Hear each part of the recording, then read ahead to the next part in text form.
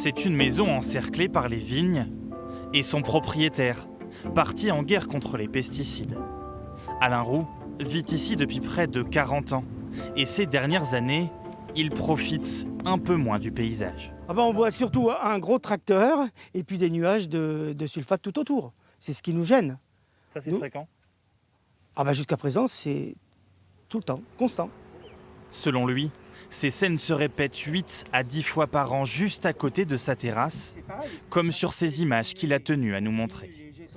Là, on voit bien toute la partie qui vole derrière le tracteur. Avec un bruit phénoménal en plus. Il y a le bruit en plus. Alors, il a décidé de créer un collectif, car le retraité n'en peut plus. Ça, c'est la réalité. Il ne faut pas qu'on nous parle d'autre chose, c'est ce qui se passe aujourd'hui. Le problème particulier, c'est que des produits dangereux, sur lesquels le bidon, il y a une tête de mort, on puisse nous les pendre sans nous avertir des dangers, de l'ensemble des risques, alors que les risques, aujourd'hui, on les connaît parfaitement. On ne peut plus dire on ne savait pas.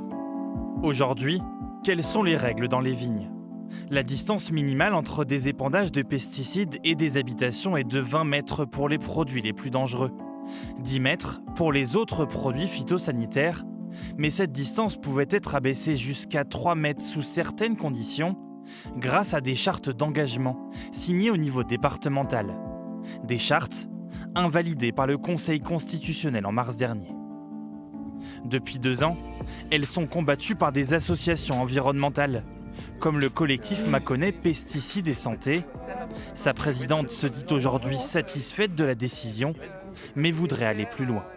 Les lois d'urgence, c'est bien, mais ce qu'on veut vraiment, c'est un changement de pratique. Depuis très longtemps, on aimerait qu'à côté des maisons, ce soit traité en bio ou non traité. Ou comme ce qui s'est passé à Viré, par exemple, des parcelles de vignes qui sont arrachées et replantées ailleurs, là où il n'y a pas d'habitation.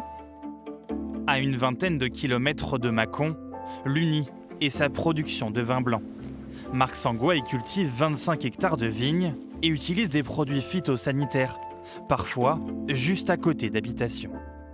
La limite cadastrale, c'est la palissade, là, le grillage, et puis les premiers rangs de vignes.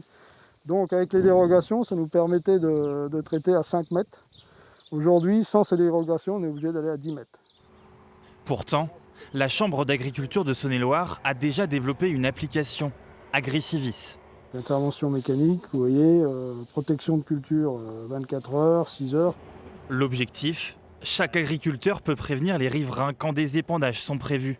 Le fruit d'une concertation, selon ce vigneron. On pensait avoir fait notre travail en organisant ces réunions et puis surtout la consultation publique qui a eu lieu quand même plus d'1 mois. C'est décevant, tout à fait, parce que là on repart à zéro aujourd'hui. 1 an plus tard, on est comme il y a 1 an et du coup en termes de communication sur le terrain, c'est compliqué parce que là les traitements vont démarrer d'ici 1 mois à peu près. Donc qu'est-ce qu'on dit à nos viticulteurs, à nos agriculteurs ? Une partie de son texte invalidé, un coup d'arrêt pour le gouvernement, qui défend l'utilité de ces chartes départementales. Il est désormais contraint de revoir sa copie.